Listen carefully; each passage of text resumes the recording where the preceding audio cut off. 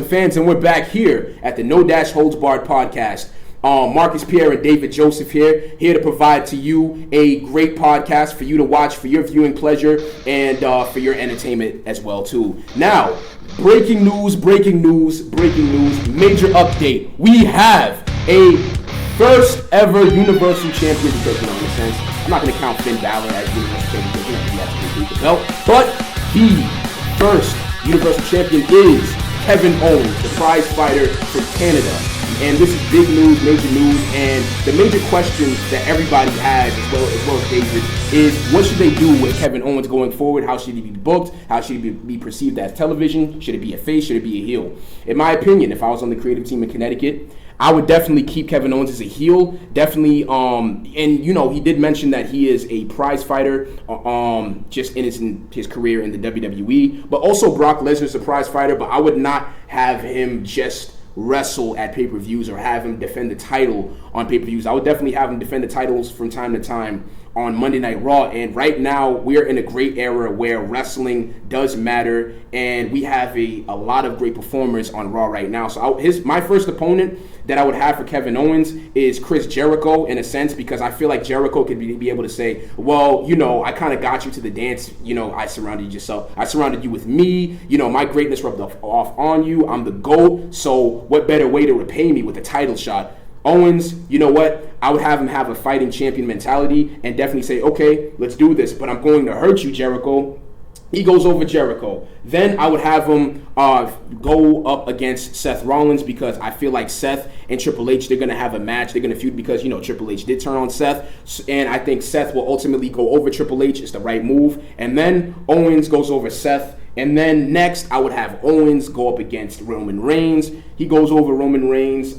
Then, honestly, I would even throw in a wild card and have him feud with Neville for just one pay-per-view only. He goes over Neville. Also goes over Cesaro, because I feel like he's going to win the best of 7 series with Sheamus. And I would even throw in another wild card. I would have Kofi Kingston challenge Owens for the belt, because Kofi definitely deserves a title shot. He's been in the company for some time. I would actually have Kevin Owens say, Kofi, what happened to you? You used to have heart, but now you're dancing around looking silly with unicorn horns and dressed up in pink. Like, what happened to you? Light up a fire under Kofi Kingston. He goes over him. And I would actually have Kevin Owens,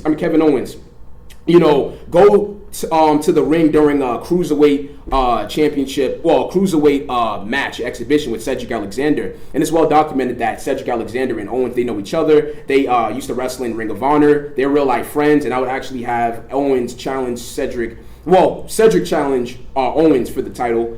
Owens eventually goes over at Cedric. And then finally, I would have Sami Zayn beat Kevin Owens, and he is the Universal Champion after a good 6 or 7 months. And that's how I'd book Kevin Owens.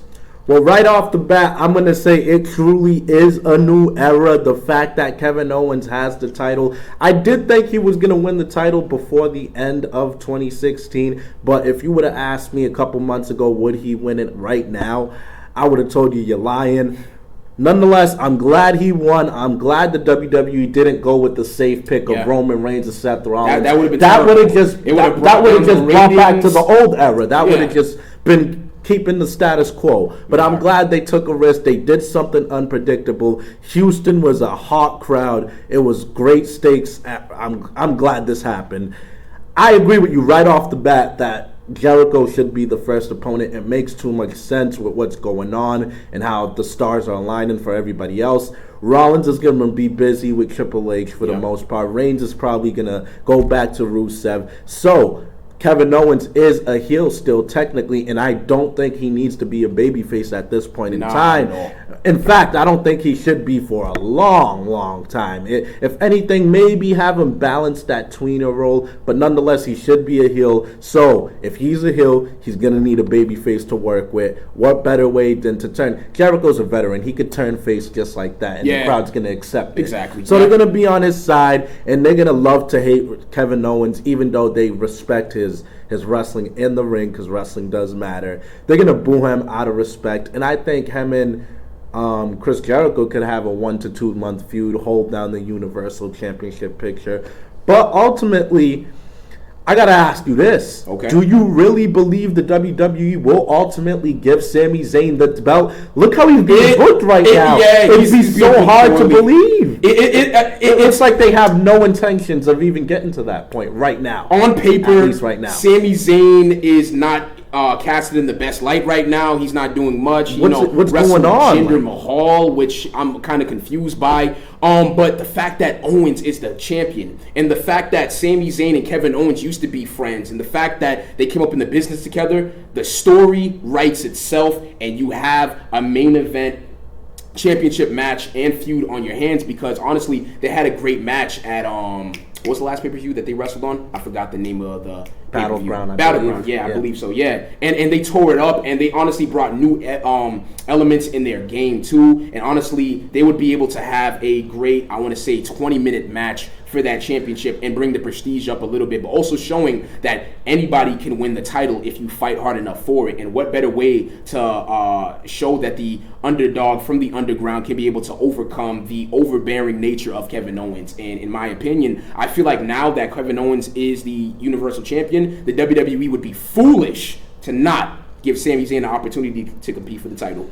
I would like to see it, and they fought a lot of times so far, but their matches are always 5-star, always perfect. But to make it a little different and to raise the stakes a little bit, and I think they could, this is a realistic thought now that they have individual pay-per-views for the brands, let them fight in a 60-minute Iron Man match. That would be Let awesome. us really see who the better man is. What better way to write the story of Sami Zayn's long, tired climb to the top than to beat him and outlast him in a battle of endurance with Kevin Owens in the 60-minute Iron Man. I'm for it.